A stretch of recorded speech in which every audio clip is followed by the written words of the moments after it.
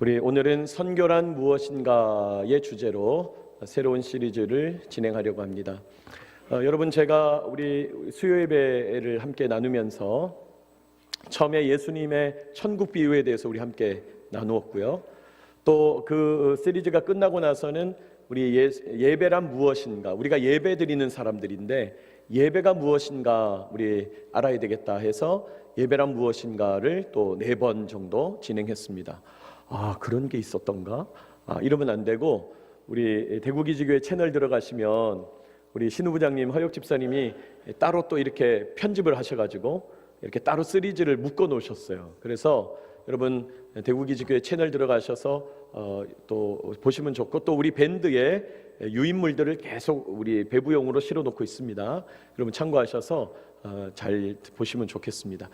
여러분, 제가 솔직히 말하면 인간적으로는 이 수요 예배 때 하는 이 시리즈에 대한 내용이 기초적인 양육 내용으로서 너무 중요한 내용이거든요.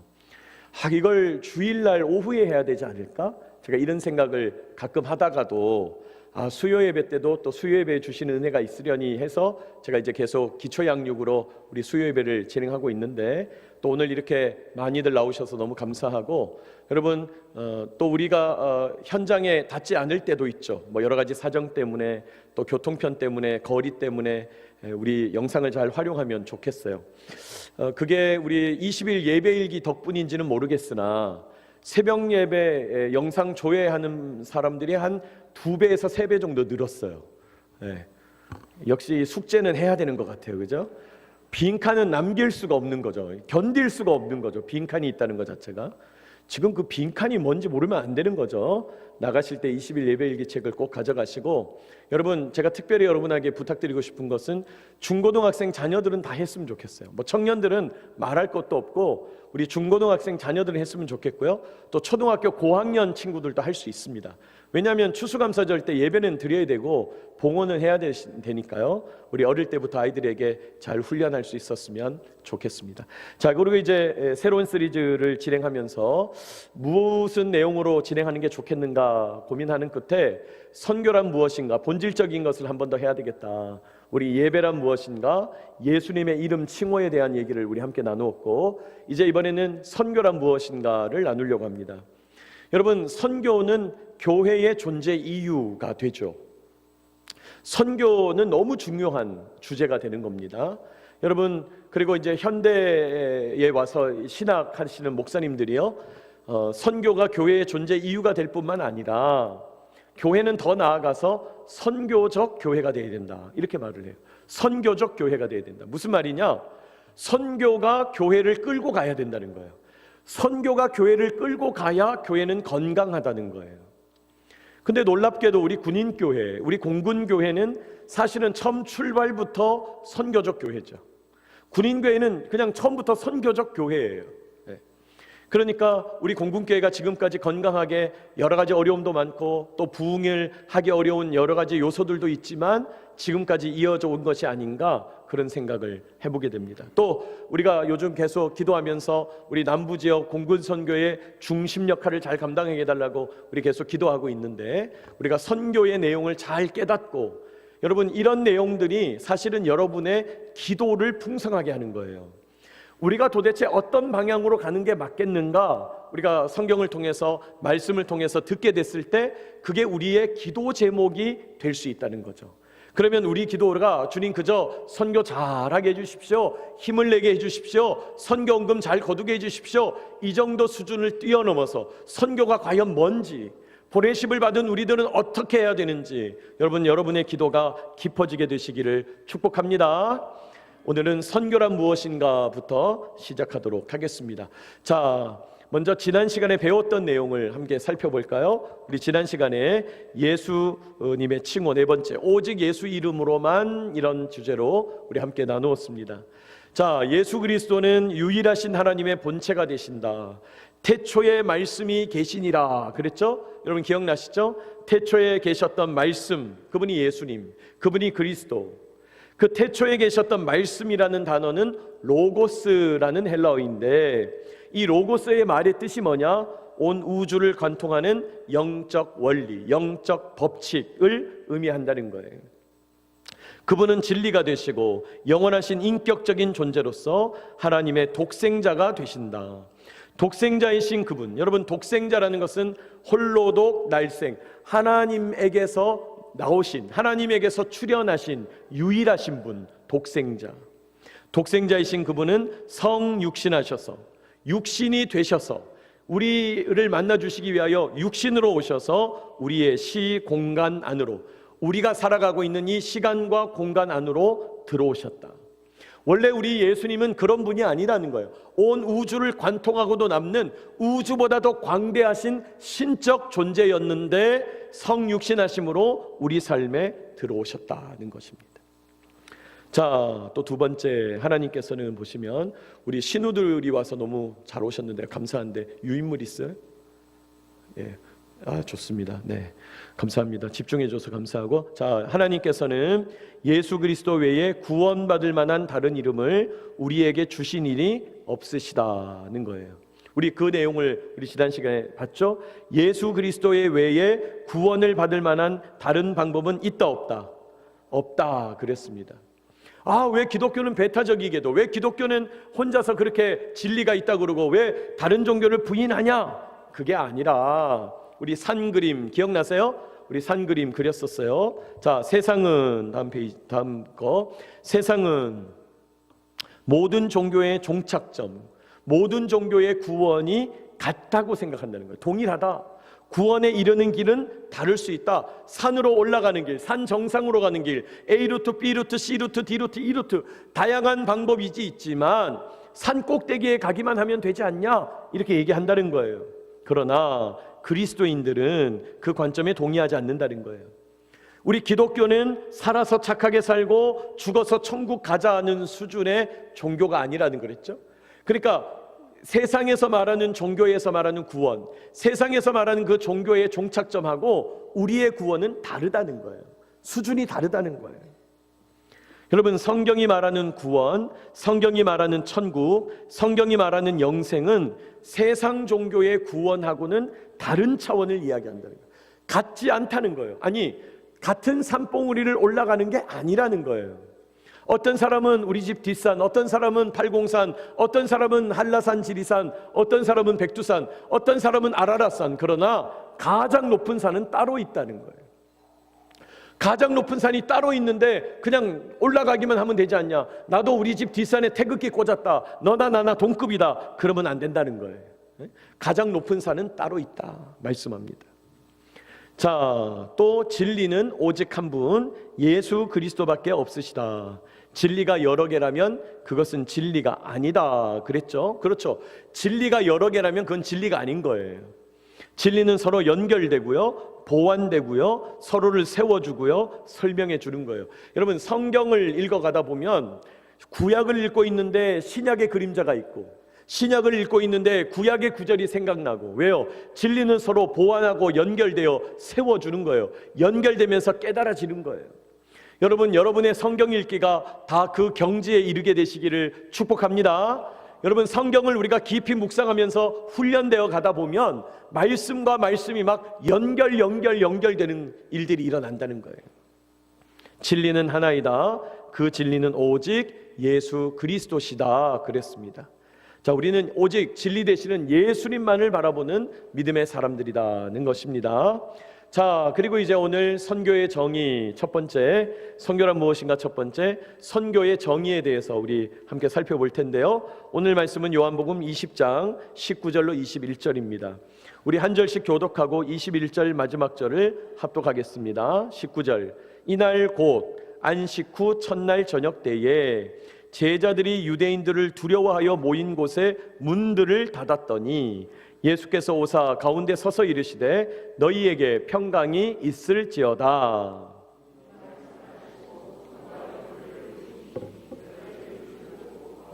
다 같이 예수께서 또 이르시되 너희에게 평강이 있을지어다. 아버지께서 나를 보내신 것 같이 나도 너희를 보내노라. 아멘. 왜 이 구절을 선택했는가? 여러분, 이 구절은 예수님께서 부활하신 날 저녁 때, 안식 후 첫날, 예수님이 부활하신 날 저녁 때 제자들을 찾아가셔서 만난 장면이에요. 그래서 여러분, 예수님이 죽어서 무덤에 있다고 생각하고 또 아침에 이야기를 들어보니 시체가 없어졌다 그러고, 자기들도 들어가서 무덤을 막 훑어보니까 시체는 없고 그 수위만 남겨져 있고, 이거 무슨 일이야, 진짜 어떻게 된 일이야. 근데 부활했다는 건 생각은 못하는 거예요. 그런데 저녁 때에 예수님께서 제자들이 모인 곳의 문들을 두드리시는 거죠. 사실은 문을 닫아 잠궜는데 예수님이 영적인 몸을 입고 쭉 들어오신 거예요. 그러면서 뭐라고 얘기합니까? 너희에게 평강이 있을지어다. 와, 누구냐? 이분이 누구야? 여기 내 손에 있는 못자국을 봐라. 내가 십자가에 달린 예수다. 자기를 증거하는 거죠. 자, 그러면서 마지막 절에 아버지께서 나를 보내신 것 같이 나도 너희를 뭐하노라? 보내노라. 이게 선교적 의미에 있어서 핵심 의미예요. 보낸다는 거예요. 보낸다. 자, 이 구절을 이제 염두에 두고 우리 선교의 정의를 보겠습니다. 선교란 무엇인가? 일반적인 선교의 의미는 이런 거예요. 기독교 신자들이 자신들의 믿는 바를 믿지 않는 사람, 여러분, 믿지 않는 사람이 누구예요? 불신자, 안입을 믿을 신, 믿지 않는 사람에게 전하는 행동을 선교라고 불러요. 이게 기본적인 의미죠.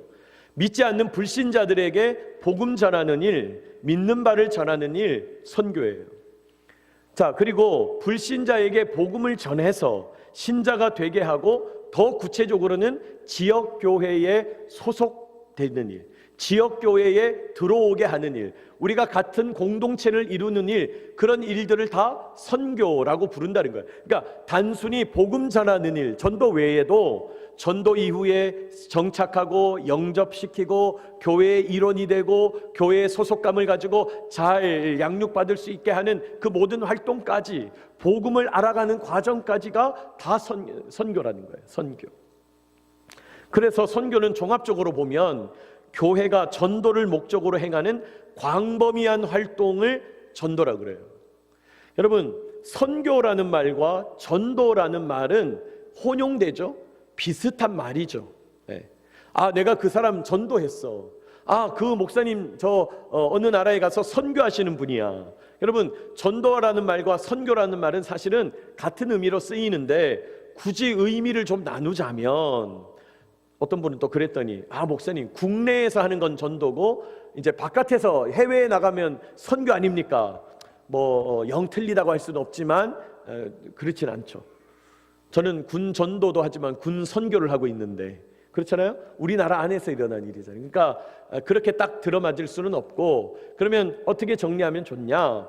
전도는 조금 좁은 의미예요. 개인에게 전도한다든지 집안을 전도한다든지 조금 좁은 의미가 전도예요. 복음을 전하는 활동에 있어서. 선교는요, 그것보다 좀 큰 의미를 말하는 거예요. 병원 전도라고도 하지만 병원 선교라고도 하는 거죠.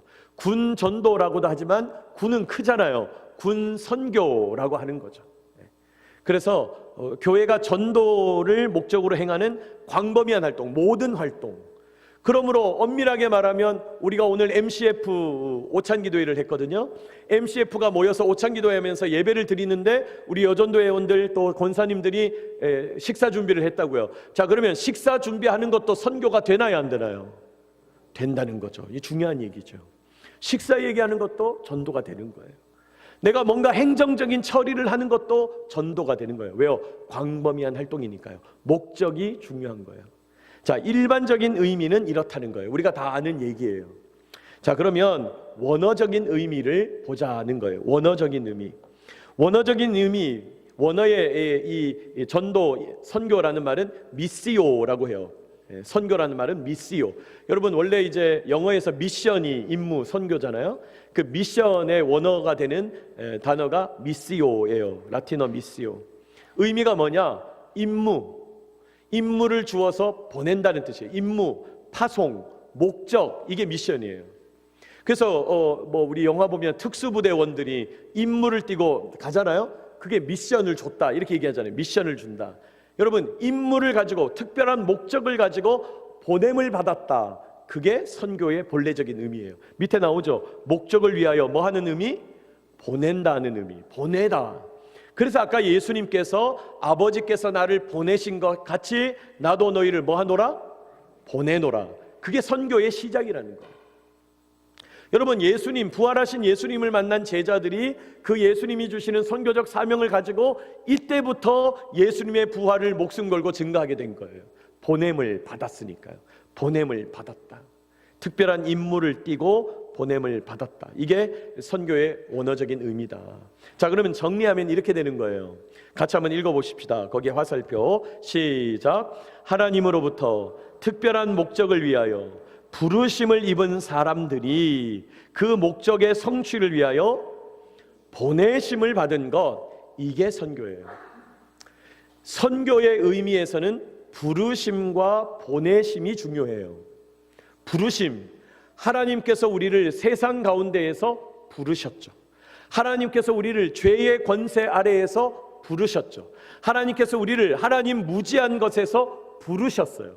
불러내셨어요. 구별하셨어요. 구원하신 거예요. 건져내신 거예요. 자, 그러면 왜 건져내셨냐? 내가 너를 특별한 목적이 있어서 건져냈다는 거예요. 그 목적을 알려주신 다음에는 뭐예요? 보내시는 거예요. 여러분, 이 부르심과 보내심이 우리 신앙생활의 기본이에요. 주일날 한 주간 동안 흩어져 세상에 살던 성도들이 하나님 앞에 모여들죠. 부르심을 받아서 모여드는 거예요. 하나님을 찬양해요. 하나님을 예배해요. 우리가 누구인지를 확인해요. 하나님이 어떤 분인가를 설교해요. 찬양하고 예배드리고 기도하고 하나님 앞에 영광 돌린 다음에 다시 어떻게 합니까? 월요일 날도 교회 오십시오가 아니라 한 주간의 일과를 시작하게 되면 어떻게 해요? 보냄을 받는 거예요. 자, 다시금 여러분의 직장으로, 여러분의 가정으로, 여러분의 일터와 삶터와 삶의 현장으로 나가십시오. 부르심을 받은 사람들, 보냄을 받은 사람들. 여러분, 우리에게는 그런 두 가지 기본적인 사명이 있다는 거예요. 부르심을 받았다. 저는 여러분 목사로 부르심을 받았잖아요. 공군으로 부르심을 받았잖아요. 내가 공군 오고 싶다고 공군 오는 게 아니에요. 허락이 돼야 돼요. 선발이 돼야 돼요. 하나님이 길을 열어주셔야 돼요. 여러분, 우리 모두가 마찬가지죠. 내가 예수 믿겠다고 해서 예수 믿는 게 아니다 이 말이에요. 하나님께서 우리를 받아주셔서 불러주셔서 내가 너를 지명하여 불렀나니, 부르셔서 하나님의 백성이 된 거예요. 그럼 왜 불렀는데? 목적이 있다는 거예요. 왜요? 여기 이제 구체적으로 안 적었지만 우리가 교회 공동체를 이루어서 성령의 집, 하나님의 백성, 교회 공동체를 이루어서 서로 사랑하고 하나님의 말씀을 듣고 순복함으로 세상 사람들에게 이게 바로 하나님의 백성이야, 이게 바로 천국의 모형이야, 이게 바로 하나님께서 원하시는 삶이야 증거하는 거. 그거 증거하기 위해서 하나님께서 우리를 보내시는 거예요. 특별한 목적. 여러분이 부르심과 보내심의 의미를 잘 깨닫게 되시기를 축복합니다. 이 이중적 의미가 너무 중요해요. 교회는 불렀다가 보내시고 불렀다가 보내시는 거예요. 불렀다는 의미에서 소명이라고 그래요. 소명. 부를 소자 소명이라고 그러고, 보냈다 그래서 사명이라고 그래요. 하여금 사자, 심부름을 보냈다는 거죠. 그러니까 불러내셔서 우리에게 명령하세요. 소명. 또 우리를 보내시면서 맡기세요. 사명. 같은 말이죠. 이 부르심과 보내심, 교회의 목적 우리가 잘 이해하고 있어야 되겠습니다. 자, 그렇다면 이게 선교라면, 하나님께서 우리를 부르셔서 우리의 삶터와 일터와 가정으로, 삶의 현장으로 보내셨는데, 그럼 선교하는 우리는 뭐 할 거냐? 뭘 해야 되냐? 첫 번째, 우리가 해야 될 가장 우선순위는 복음화해야 되죠. 선교를 한다는 것은 복음을 전하여 복음을 믿는 사람들로 변화시켜 간다는 거예요. 복음화. 그걸 다른 말로 영혼 구원 이렇게 말하죠. 여러분, 선교에 있어서 가장 중요한 목적은 영혼 구원. 선교에 있어서 가장 중요한 관심사는 영혼 구원. 선교에 있어서 가장 중요한 우선순위는 뭐여야 돼요? 영혼 구원. 제가 오산에 있을 때 사이트포대 목사님들을 관할하다 보니까 이제 사이트포대에 있는 교우분들이 가끔 연락을 주실 때가 있어요. 전역하신 분인데, 목사님, 제가 주일 예배 때마다 너무 속상해요. 왜요, 집사님? 목사님이 이제 A교회, B교회, C교회 이렇게 돌아다니면서 목사님들이 말씀을 전하시고 예배를 인도하시는데, 목사님이 우리 교회에 마지막에 오시는데, 목사님이 오셔서 그냥 예배드리고 설교하기 바쁘고 우리 신우들하고 같이 이렇게 교제를 좀 하시면서 신우들 눈도 맞추고 안부도 묻고 이렇게 같이 어우러져서 같이 이렇게 음식도 좀 잡수시고 막 화기애애하게 왁자지껄 떠들면서 그렇게 하길 원하는데, 장 목사님은 잘 드셨는데 막 이러면서. 근데 그 목사님은 눈도 안 맞추고 바로 가기를 바쁘단 말이에요. 몇 주 막 두고 보는데 너무 섭섭하더라는 거예요. 그래서 목사님한테 부탁을 했다는 거예요. 목사님, 우리 신우들이 어렵게 왔는데 이렇게 눈도 맞춰주고 이렇게 같이 말씀도 좀 전해주시고 또 교제도 해주세요. 거기다 대놓고 이 목사님이 제가 빨리 가야 돼가지고요. 너무 실망한 거예요. 근데 여러분, 그분이 왜 실망했을까요? 안 먹어서? 그게 아니죠. 영혼에 관심이 없는 것 같으니까 실망이 되는 거예요. 그분은 저한테 그 목사님이 영혼에 관심이 없는 것 같아요 이렇게 말 안 했어요. 근데 우리는 그게 무슨 의미인지 아는 거예요. 바빠서가 문제가 아닌 거예요. 먹는 게 문제가 아닌 거예요. 뭐에 관심이 없는 거예요? 영혼에 관심이 없는 거예요. 영혼에 관심이 없는 거예요. 여러분, 교회가 건강하게 세워져 갈 때는요, 교회에 있는 성도들이 영혼에 관심을 가져요. 뭐에 관심을 가진다고요?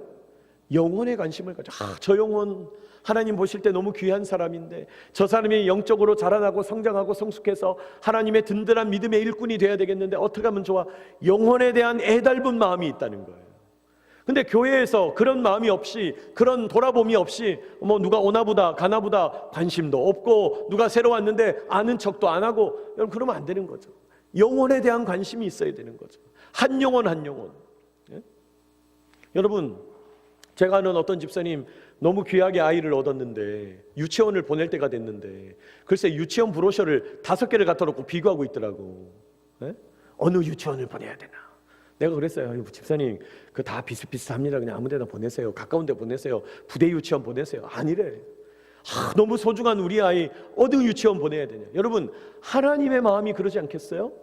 하나님께서 한 영혼을 부르셨어요. 하나님께서 한 영혼을 선택하셨어요. 어느 교회에 보내시겠어요? 보냈는데 관심도 없고 아는 척도 안 하고 왔나보다 가나보다 신경도 안 써요. 여러분, 그런 유치원 누가 보내고 싶어요? 하나님도 마찬가지 아니겠어요? 하나님도 한 영혼 맡기셨을 때 귀히 여기는 교회에 보내고 싶을 줄 믿습니다.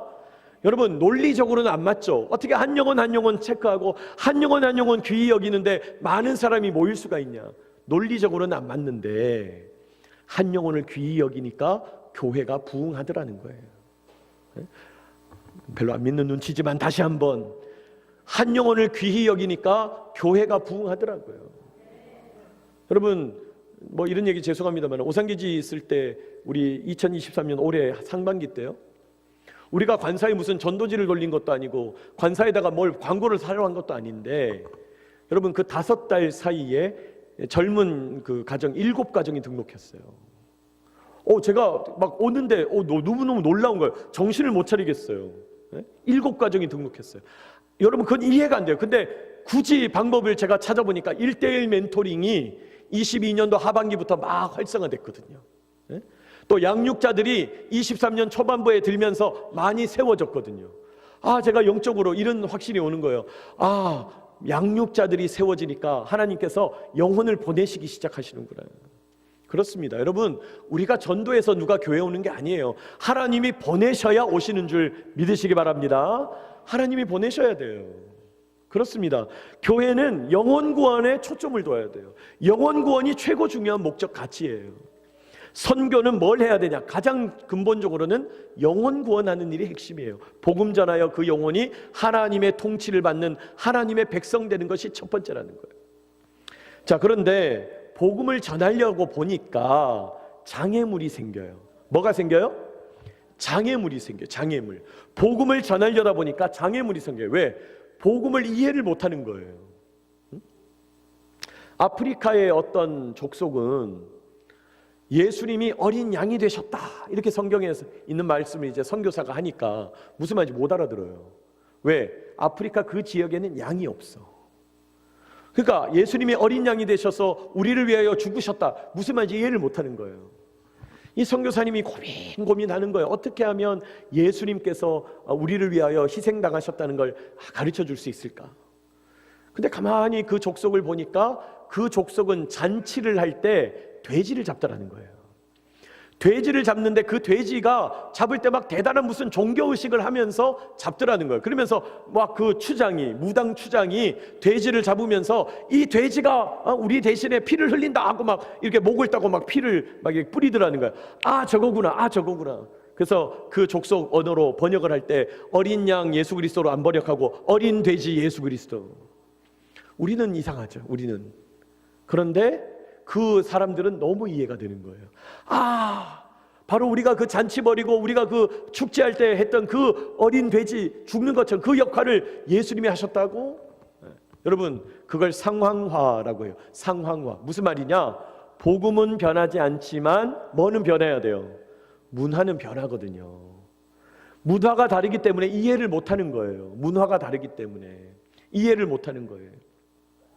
그래서 여러분, 선교를 하기 위해서는 적절한 상황화가 너무 중요해요. 여러분, 우리 나라 한국교회에서는 이제 장례가 생기면 며칠장을 보통 하죠? 3일장. 다 알아. 우린 다 알아. 3일장. 자, 그리고 소천하셨어요. 돌아가시고 임종하시고 나서 하루가 지난 다음에 관에 모시는 걸 뭐라 그러죠? 입관. 그 다음에 이제 집에서 빈소를 차려놓고 조문객을 받은 다음에 이제 탈상한다 그러기도 하는데 발인, 출발하는 거예요. 이제 이 시신을 모시고 상여에 모셔놓고 이제 묘지로 출발해요. 그걸 발인이라고 그러죠. 발인. 그리고 안장을 하거나 화장을 하거나 하죠. 그런 순서로 진행돼요. 자, 그런데 이 입관 또 발인, 여러분 이런 개념들은 기독교에서 온 건가요? 우리나라에 있던 건가요? 우리나라에 있던 거죠. 옛날부터 있던 거죠. 유교식으로 장례할 때부터 있던 거죠. 여러분, 원래 서양에서 하던 기독교 문화는 뭐 입관 이런 거 없어요. 그냥 관에 다 장의사한테 이렇게 해가지고 관에 모셔놓고 장례 예배 한 번 드리면 끝나는 거예요. 그렇죠? 여러분 영화나 드라마에서 보셨죠? 그 사람들은 뭐 조문 이런 거 없어요. 그냥 장례 예배 참석하고 그냥 서서 파티, 그러니까 뭐랄까요, 추모하는 파티하는 거죠. 이렇게 모여서 사람들이 삼삼오오 간식 먹으면서 그 사람 이야기 나누면서 까만색 옷 입고 그 집에서 이야기 나누는 거. 그게 장례 전부예요. 근데 여러분, 우리나라의 장례 문화를 들어오는데 기독교가 가만히 보니까 그런 식으로 장례해가지고는 큰일 나게 생긴 거예요. 그러니까 어떻게 했어요? 상황화, 형태를 그대로 빌려오는데 종교의식을 바꾼 거죠. 그래서 우리는 어떤 예배 드려요? 위로 예배. 조문하러 가서 위로 예배. 입관할 때는 입관 예배. 여러분, 저는 입관할 때 반드시 밑에서만 있지 않고 우리 가족들이 그 입관 참관할 때 가서 이제 관에 모시기 직전에 이제 가족들 얼굴 보게 할 때 그때 같이 들어가서 제가 기도해요. 자, 우리 하나님 앞에 기도합시다. 말씀 읽고 잠깐 기도해주고, 자, 이제 관에 모시고 내려오십시오 하고 제가 먼저 내려와서 예배 준비하거든요. 그 입관 예배, 우리 민족 정서에는 그게 중요한 거예요. 막 입관하는 사람들이 막 울면서 막 아버지 잘 가시라고 어머니 잘 가시라고 그런데 거기다 대놓고 목사가 서가지고 아, 이거는 육신이고 영혼은 다 올라가셨고요. 여러분 그런 얘기 하시면 안 되고요. 정신 차리시고요. 여러분 이런 얘기 하면 돼요, 안 돼요? 우리 문화에서는 안 되는 거예요. 우리 문화에서는. 여러분, 문화라고 하는 게 너무 중요해요. 복음은 문화의 옷을 입고 나가는 거예요. 그러니까 상황화를 해야 되는 거예요. 복음이 왔다고 해서 그냥 무턱대놓고 막 복음 전한다고 되는 게 아니라 그 상황, 그 문화에 맞게 가야 된다는 거예요. 여러분, 우리 교회 이제 어와나 시작하고 기도해 주셔서 감사한데 어와나 한다고 그러잖아요. 어와나에서 상황화 부분이 뭐냐? 말씀 암송하는 것도 있고 예배 드리는 부분도 있지만 상황화 부분이 뭐냐면 게임하는 거예요. 게임. 애들은 앉으나 서나 뭐만 하면 좋아해요? 게임하면 좋아해요. 제가 추석이나 설 명절 때 우리 처갓집에 가면 우리 조카들이 몇 명 있고 우리 집 아이들이 있잖아요. 인기가 좋거든요. 왜 인기가 좋을까요? 자, 앉아라. 성경 퀴즈 대야 한다. 자, 이제 앉아. 그럼 막 이제 우리 조카들 막 우리 집 애들이 목숨을 걸어요. 이제 다 교회 좀 다니니까 막. 여러분, 애들은 무조건 게임을 좋아해요. 심지어 성경 퀴즈 대회를 해도 좋아해요. 그러니까 그게 상황화하는 거예요. 상황화. 게임하는 거예요. 여러분, 다음 주부터 이제 어와나 게임하는 거 한번 보시기 바랍니다. 애들이 반 좀 이상해져요. 막 정신 못 차려요. 막 뛰느라고 막 아글아글 쓰면서 소리를 질러요.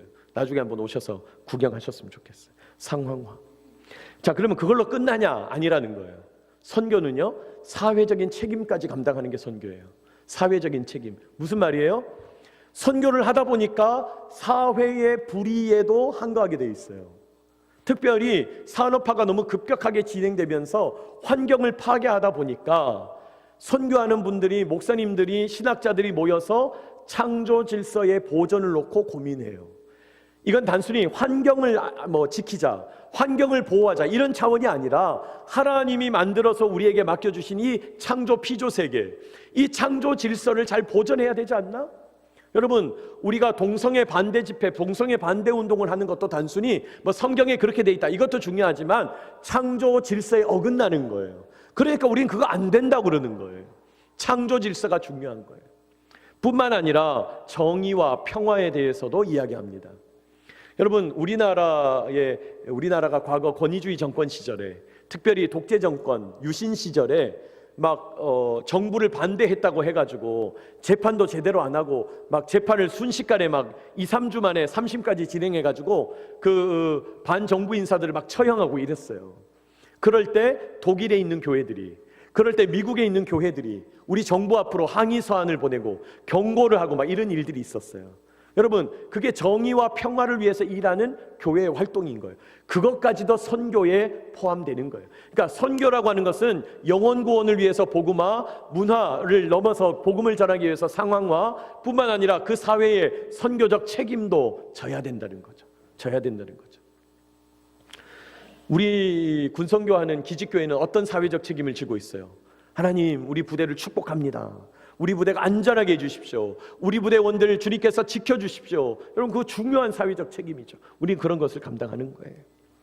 자, 그렇다면 이 선교의 궁극적인 목적이 뭐냐? 이 선교라고 하는 것의 궁극적인 비전이 뭐냐? 하나님 나라의 임재예요. 이 땅에 하나님의 나라가, 이 땅에 하나님의 통치가 임하기를 원한다, 이런 뜻이에요. 자, 성경에 보면 이 하나님의 나라, 하나님의 통치가 이루어지기를 원한다, 예수님께서 말씀하신 또 구약 성경에 있는 내용이 있는데요. 자, 마태복음 6장 10절 보시면 이 마태복음 6장 10절이 주님이 가르쳐 주신 기도, 주기도문에 나오는 내용이잖아요. 자, 우리 유인물 보시고 그 구절 같이 한번 읽어볼까요? 시작. 아버지의 뜻이 하늘에서와 같이 땅에서도 이루어지게 하소서. 이게 하나님 나라의 임재예요.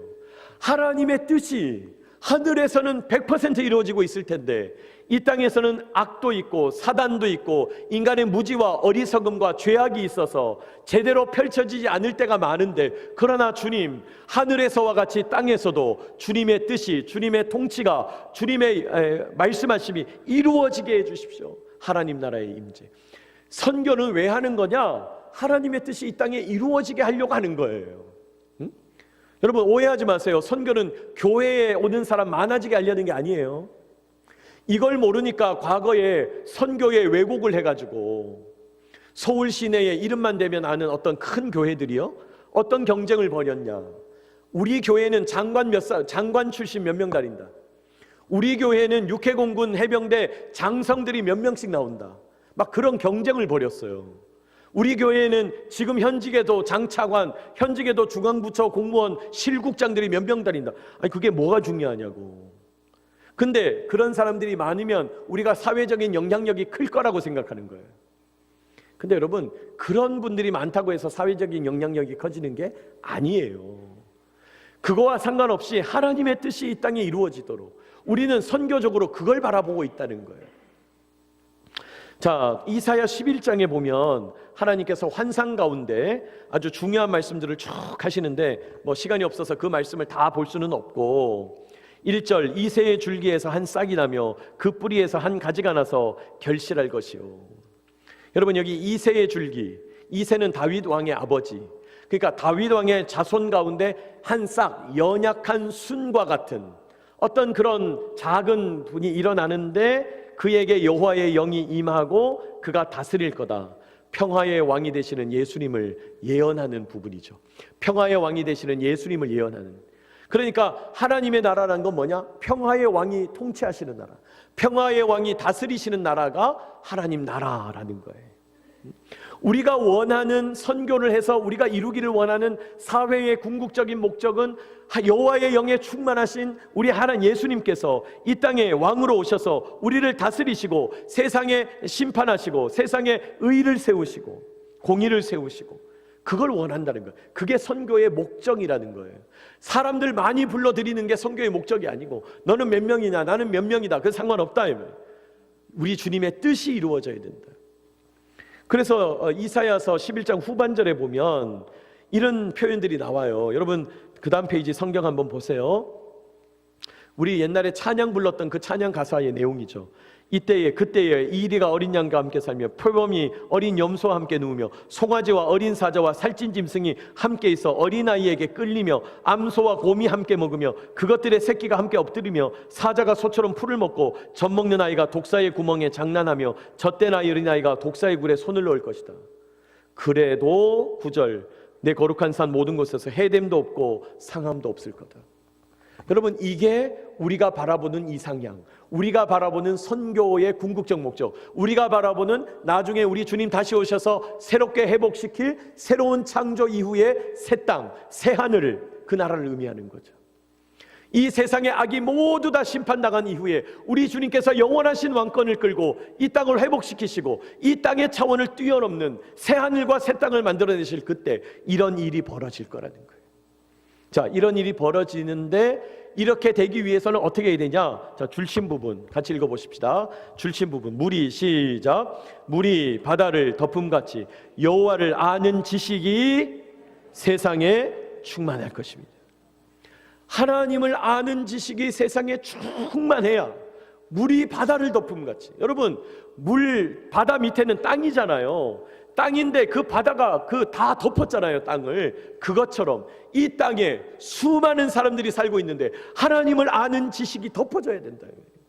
주님을 전하고 또 전하고 우리가 성경을 읽고 또 읽어서 주님을 전하고 또 전해서 선교해서 궁극적인 목적은 하나님을 아는 지식이 풍성하기를 원한다는 거예요. 그 이야기를 하는 거예요. 이게 우리 선교의 목적이에요. 이게 우리 선교의 이상향이 된다는 거예요. 여러분 이걸 알고 기도해야 되는 거죠. 우리가 왜 선교하냐? 군인교회에 젊은이들이 많이 와야 되겠다. 왜 와야 되는데? 그래야 나중에 한국교회의 미래가 있다. 아니 그러니까 한국교회의 미래가 왜 있어야 되는데? 여러분 한 단계 더 나아가서 이 근본적인 질문들을 알고 있어야 되죠. 주님의 뜻이 하늘에서와 같이 이 땅에서 이루어지도록 우리 젊은이들이 이 땅에 있는 많은 사람들이 하나님을 믿게 되고 하나님을 아는 지식을 얻게 되면 하나님의 뜻이 펼쳐질 거 아니냐 이 말이에요. 예수님의 통치를 받게 되니까 평화의 왕에게 다스림을 받을 거 아니냐 이 말이에요. 이게 선교의 목적이라는 거예요. 여러분 오늘 선교란 무엇인가 우리 함께 나누었는데 선교의 의미, 선교를 한다는 것은 뭘 한다는 거냐? 복음화, 상황화, 사회적인 책임, 그리고 선교적인 목적, 궁극적인 비전에 대해서 우리 함께 나누었습니다.